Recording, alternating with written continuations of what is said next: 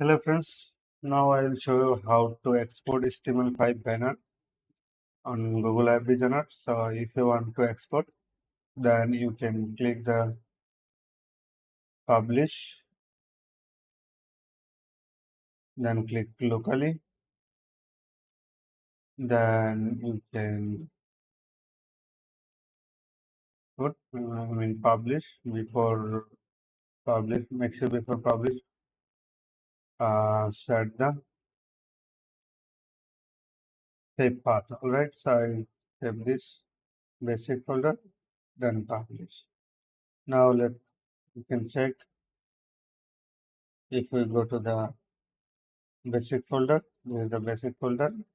Then if I open just this one, is the new one, HTML5 exported. Alright. So it's the pretty easy and you can do it. Please like this video and subscribe our channel. Thanks for the watch.